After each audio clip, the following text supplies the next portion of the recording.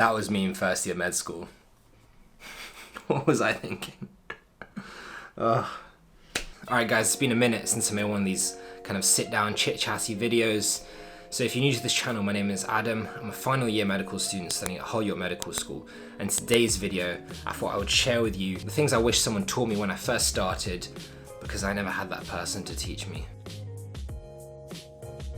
One thing that shocks people as soon as they get into medical school is how smart everyone is. Because honestly, you come from school, you've probably got really good grades. I personally went to a state school where I was one of the top achievers in my entire year group, and I came into medical school, and lo and behold, I was absolutely average. And you're just not used to that. Everyone's so focused and switched on, it makes you feel a bit like, overwhelmed. And my advice for this, because this is a lot more common than you think, it can even lead to feelings of imposter syndrome, which I've seen so many times.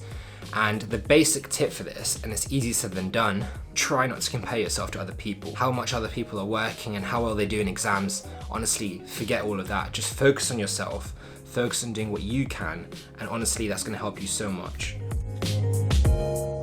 I feel like everyone starts medical school with this preconceived notion that it's gonna be ridiculously hard. The amount of content is just going to be overwhelming, and you're just not going to be able to cope unless you go to the library and chug monster cans left, right and center and study all night. And I'm here to tell you that is not true. You don't have to be studying literally 24/7. You can have a good balance between your social life and your extracurricular activities and all the work at the same time. I feel like the content you're going to be learning in medical school, for the most part, is quite straightforward to learn. Like if you handled A-levels, you should be able to handle medical school. And there's even foundation years they've started doing now recently as well. So whilst the actual content you're going to be learning is not the hardest thing in the world, it's more the volume of content you're going to be learning, which is so ridiculously high. There are some tips that can help you deal with this overload of information you might be experiencing, and a big tip is to focus on high yield information. Now you might be asking, what exactly is high yield? High yield is basically information that is going to give you the most bang for your buck, aka content that's highly likely to come up in your exams. It's hard to say what exactly is high yield, so you can look at a textbook and maybe try to focus on things you think are key, things that are bolded, or things the lecturers emphasize, for example. However, probably the best way to find out what's high yield is just asking people in the year above who have sat the exams. They can probably guide you to what topics are probably going to be more useful for you to know than others. The amount of memorization you're going to need to deal with in your first year and your second year, and in your third and your fourth and your fifth year too. But anyways, the amount of content you need to know, like trust me, it is no joke. There's so much stuff you're just gonna need to learn, like what is the stepwise management for treating someone with asthma, what are the cell types in the brain, what are the symptoms of Horner syndrome. Like you've literally gone for years and years and years. Whilst you may be learning a lot about these rare and potentially useless things in your first and second year, as you progress into your further years, so your clinical years, which for us is our third year onwards, you're actually going to be learning stuff that's useful to the patients you're going to be seeing as a doctor, and it's actually going to be quite interesting as well. So honestly, if there's only one way I could choose to learn in medical school, that would be through the use of question banks. So question banks are so important because they actually force you to think critically and record the information in a way that's going to be useful for your exams. And they are literally the most efficient way of learning, in my opinion. Way more useful than reading a textbook or going to the wards. I might not be joking about the last bit, but go to the wards, it is useful.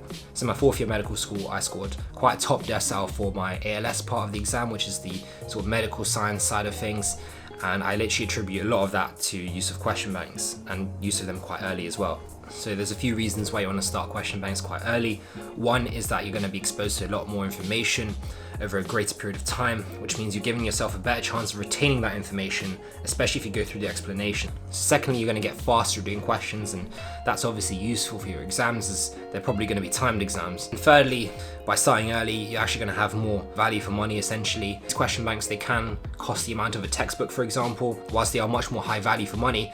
If you're just leaving yourself a week to do these question banks, which may have like 6,000, 7,000 questions in it, you're not going to be able to do even a fraction of that, and you're just not going to make the most of your money. So if there was one question bank I'd recommend, it would be QuesMed, which has a lot of high quality questions and explanations. One thing I really like about QuesMed that I don't really see in other question banks is that it gives you really clean explanations as to why one question might be right and one is wrong.